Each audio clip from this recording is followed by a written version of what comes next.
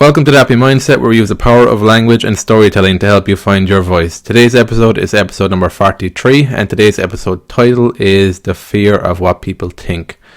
So today's episode is a short one that I've done around perhaps my number one fear when it comes to doing things and when it comes to just being in the world.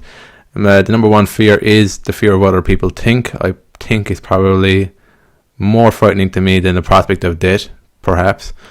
And I know I'm not the only one who faced this fear, so that's why I've done a podcast on this. So in today's podcast, I just give some insights into the negatives of this fear and also some positives to this fear. My aim is to help you to have a new perspective on this fear so that you can start taking some action, start challenging this fear and start overcoming it. Because I know from my own life that the more you challenge this fear, the more it diminishes and the more freedom of mind you have to create things. So that's my goal for you, is for you to start taking more action in your life and start creating the stuff that you want to see come into this world. So I hope you enjoyed today's episode. If you want to join the Facebook group, head on over to the Happy Mindset and you can ask some questions there. That's a great place to get in contact with me and with other people who like the podcast. And so I hope you enjoyed today's episode.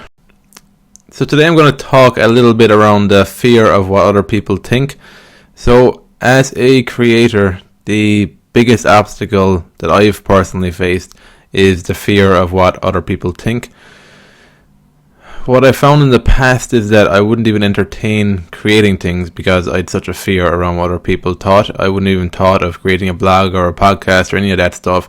And so I thought that I didn't actually want to do that stuff, but my fear had actually blinded me to the fact that I did.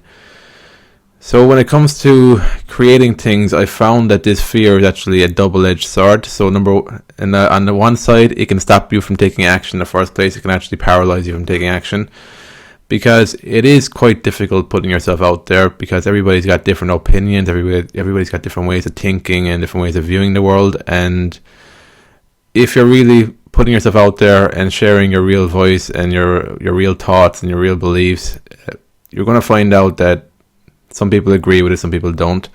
You're also going to find out that over time, your beliefs and your ideas about the world also shift. They should shift if you've got an open mind and if you're willing to learn and take on the mistakes that you're making. They should change over time, and that can be quite uncomfortable too, putting stuff out there that you might not necessarily agree with a year later or 5 years later or a decade later.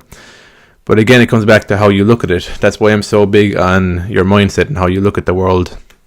Because if you've got the right mindset and you're looking at it in the right way, it's not a big deal that it's actually a good thing that you're evolving in your thinking. You're not being rigid in your thinking. I think that's the biggest obstacle that I've faced, is having rigid thinking about stuff. And initially it can be very painful, making your thinking a bit more flexible and a bit more adaptable. So that's the number one thing. So coming back to the double-edged sword, the fear of what other people think can stop you from taking action in the first place. And when you don't take action on stuff, when you don't voice your own thoughts and your own opinions and your own beliefs, they kind of fester in the back of your mind and you don't make any progress. You don't really know what you believe. You don't know what your real voice actually sounds like. So that's why the tagline of this podcast is helping you to find your real voice. Number one is for me to find my real voice, and then number two, from you listening, my intention is that you'll also be able to feel out better what your own voice sounds like and what you believe and what you think. The other side of the fear of what people think, the positive side, so I've kind of talked a little bit about the negative sides of it there, but the positive side is that you no longer have to really focus on the figures and the stats of what you're doing. Like, if you look at it from the point of view of what are the metrics for success for you, and your number one metric could be that you want to get over the fear of what other people think of you. So when you look at it that way, you can focus more on questions like, how am I feeling? Who am I becoming? Do I like the type of person I'm becoming? Do I actually enjoy what I'm doing? A lot of people fall into the trap of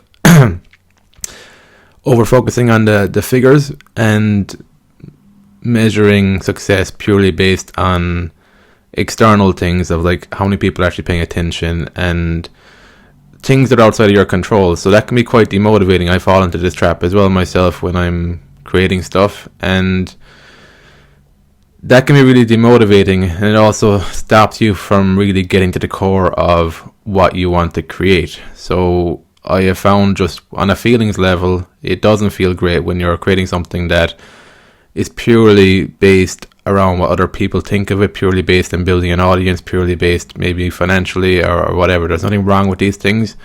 But if you're coming at creation from that point of view, the feelings are never that great because it's always based on something outside of your control.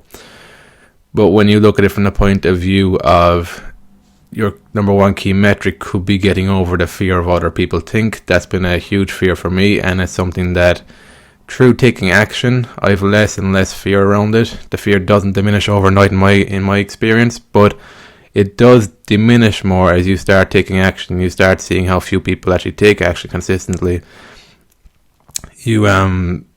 That's how you can start getting over that fear, and that's how you can focus on the process. That's how you can focus on creating things in spite of what other people think, and that's how you can focus on making things work practically as well. For me, I'm creating a podcast here. There is no income from it for right now, so I have to also figure out how do I make my life work practically as well on a financial level where I'm paying the bills and I can do the things in my life that I want to be doing as well. That gives me financial freedom. So another message I want to get across is that you can combine things together. You can go through phases where you're experimenting with stuff. You can be very practical in chasing your dreams and creating stuff in the world that you want to see come into fruition. You can be very practical in that approach. It's not a zero-sum game. And I want to get across that message as well, so you just don't leave your dreams to one side and say that they're too big. So that's the podcast today. I want to keep this short and snappy and to the point. I just wanted to talk about the fear of what other people think, because it's a huge fear I've had. And it's one of the key things that keeps me going doing this podcast, is that the more I do it, the more I'm overcoming that fear myself. And that's what I want to help other people with as well, because I know that this fear holds a lot of people back. And I want to help people to take action, to help you to take action on facing this fear. So I hope this helps. If you enjoyed today's episode, I'd appreciate if you can leave a rating and a review so other people can listen to the podcast and get some value from what we're sharing here in their life. So again, thanks for listening, and until next time, have fun and enjoy the process.